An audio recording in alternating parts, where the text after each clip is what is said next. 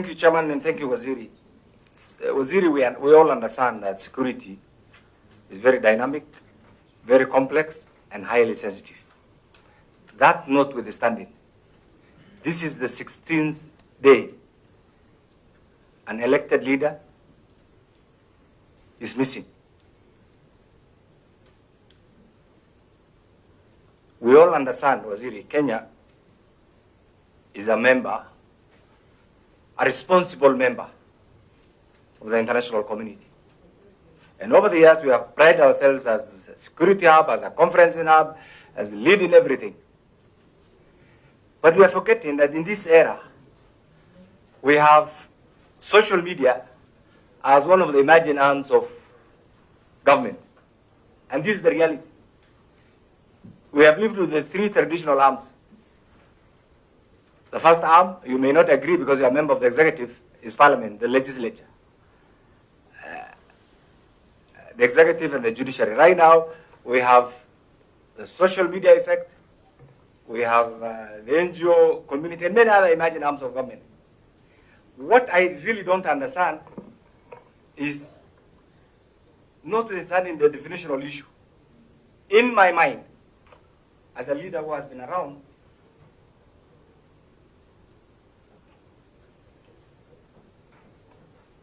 I don't know whether I have your attention, sorry. In my mind, as a leader who has been around, who's familiar with the modus operandi, even modus vivendi of our security agencies, which you had. You are the civilian face of the Homeland Security.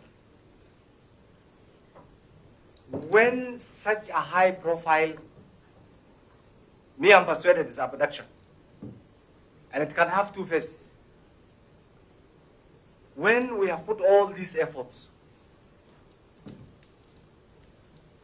to project Kenya, to promote Kenya, locally, regionally, internationally, and even our forces are there in Haiti. Why is Haiti there in that state? Because of the effects of goonism and gangsters and everything else that the administration then failed to act on. Isn't what is happening in Kenya right now a step towards that direction? Because a leader has been abducted, a leader is missing, to use the police word, a leader cannot be accounted for, yet to date, other than the mere OP acknowledgement in Makadara police station, we are yet to see a high-level response from the security agencies. That compounds the challenge in this era, Waziri, of constitutional accountability, adherence to the rule of law, and accountability. You have used the word constitutional accountability. By now, we expected that every day we'll be getting progress report. I do not want to downplay the comment that you have made, that you're making some progress and therefore you'll issue a comprehensive test, because we also understand that sometimes some of these things require a lot of delicate handling. But what compounds, Waziri, put yourself in the shoes of the voters of that elected representative, the family, the relatives, his representative who is talking to you. No statement, nothing, business as usual, nothing is happening.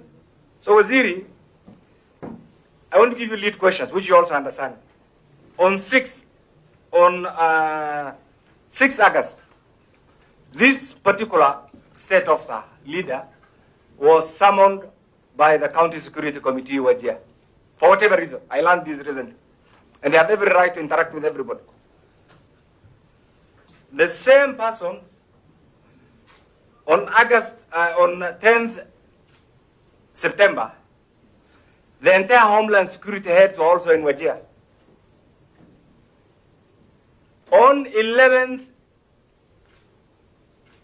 September, the gentleman traveled to Nairobi. On 13th, he went missing. He was abducted.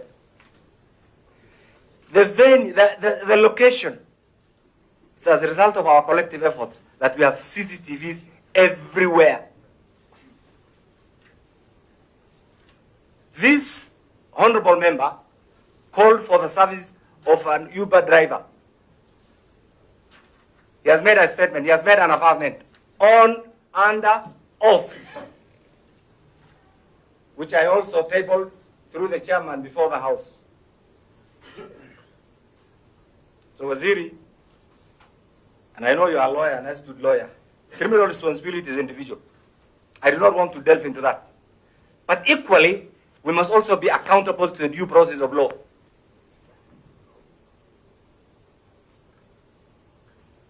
That due process of law is what we are questioning. I want to plead with you. And I will say this without fear, without favor, without any contradiction, without an iota of doubt. And you know I'm an old, seasoned, experienced legislator and I've been around. If this particular leader has committed any crime, he's supposed to be before a court of law, not in detention, not in the name of abduction. What you have done, the achievements that you have made over the last 2 years as the substantive CS internal security, for those of us who have been around, is commendable. But some of these silly actions, you can call them rowdy officers, overzealous officers, you can call them of lack of whatever name that you call them, completely destroys that that big image that you have been trying to build. And I am also alive to the sensitivity and the challenge that sometimes you go through. So I want to plead with you as we wait for that comprehensive response. If it was in other jurisdictions, you know it.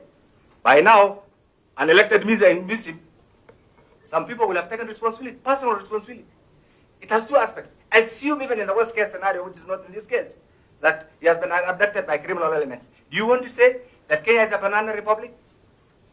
Why are these criminal elements who have been abducting people, and so many people have been released, why are they not being taken into court? Waziri, you understand this. Me and you have gone to the same university. You understand this. That is not one of the tenets that we have been taught. It is not. It's completely outside that. Can this, you know, by now I think you are familiar with our culture. I have the entire community in Nairobi. So you can also imagine the burden, the entire community, because their leader is missing. I have to recharge my telephones every second, every minute, because of the calls. I have nothing to say. In fact, the assumption is, because I'm an experienced legislator and I've been around, I can talk to all of you and say, yes, I've talked to all of you. Everybody's in denial. What message will I say? So I want to plead with you. Whoever is holding this guy, and they know where they are, and please, wherever you are, you know yourselves. Release this MCA. That's okay. We should work it out. Yeah, but release this MCA. If you have evidence enough that can warrant him, just like we have alluded, because all of us are accountable to the rule of law. That's what separates us. Take him to court. Thank you, Waziri. Okay, kindly members, I want to guide us this.